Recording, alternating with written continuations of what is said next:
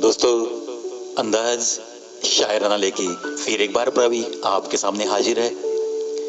कितना भागते रहते हैं हम जीने के लिए देखो। बचपन में तो शामें भी हुआ करती थी, अब तो बस सुबह के बाद रात हो जाती है। सुबह के बाद रात हो जाती है। क्या करेंगे दोस्तों, जिंदगी एक तो खुद भाग रही है और आपको और हमें भी भगा रही है। कब तक दौड़ेगा ये सवाल कोई खुद को पूछना ही नहीं चाहता। सुबह होती है, बस अपने अपने जो कुछ भी काम है वो निपट के अपने ऑफिस के लिए लोग तैयार होते हैं। जहां जाना है, जहां वहां जाने के लिए 2-3 घंटे लगते हैं, तो घर छोड़ के बस उसी दौड़ में शामिल हो जाते हैं, उसी भीड़ का हिस्सा बन जाते हैं। दिन भर काम करते रहते हैं। 9 घंटे का काम, एक आध दूसरा घंटा ज्यादा भी बैठना पड़ता है। उसके बाद फिर 2-3 घंटे का सफर और फिर घर लौटते लौटते शाम तो बस ऐसे ही बीच में गुजर जाती है। घर आते आते रात हो जाती है। बिल्कुल सही है ना दोस्तों। ये भागम भाग की दुनिया बन गई है सारी, और पापी पेट के लिए सबको भागना ही तो पड़ेगा।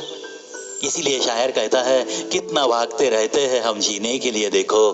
बचपन में तो शामें भी हुआ करती थी, अब तो बस सुबह के बाद रात हो जाती है। रात हो जाती है। थोड़ा बहुत वक्त खुद को देना सीखो दोस्तों। दौड़ना तो सभी को है, लेकिन खुद को वक्त दिए बिना अगर दौड़ते रहोगे तो बहुत जल्द थक जाओगे। ये मेरी भी आपको एक विनती है। प्यार में वो हमको बेपनाह कर गए, फिर जिंदगी में हमको वो तन्हा कर गए। चाहत थी उनके इश्क में फना होने की, मगर वो लौट के आने को मना कर गए। लौट के आने को मना कर गए, मना कर गए। मैं दिया हूं, मेरी फितरत है उजाला करना, और वो समझते हैं मजबूर हूं जलने के लिए। मजबूर हूं जलने के लिए। अपने पर बीती हो तो ही शब्द समझ में आए, बाकी तो सबको शायरी ही नजर आए। शायरी ही नजर आए। क्या बात है। देखो दोस्तों, ये शायर कहता है, मैं जो कुछ भी सुनाता हूं उसमें से अगर कोई तजुर्बा आपसे मिलता जुलता हो तभी आपको ये शायरी अच्छी लगती है, वरना अगर अनुभव नहीं है तो आप तो सिर्फ इसे एक शायरी समझकर भूल भी सकते हो। ऐसा ही कुछ कहना चाहता है ये शायर।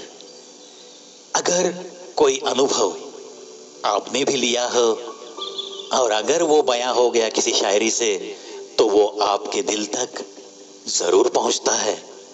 इसीलिए शायर कहता है कि अपने पर बीती हो तो ही शब्द समझ में आए, बाकी तो सबको शायरी ही नजर आए। शायरी ही नजर आए।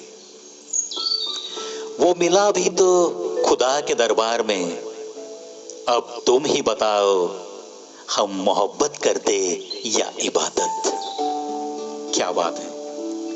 देखो दोस्तों, इसका कहना है कि मैं तो बस मस्जिद में गया था नमाज पढ़ने, खुदा के दरबार में मैं गया था, मैं किसी मंदिर में दर्शन के लिए गया था, कुछ सुकून पाने के लिए।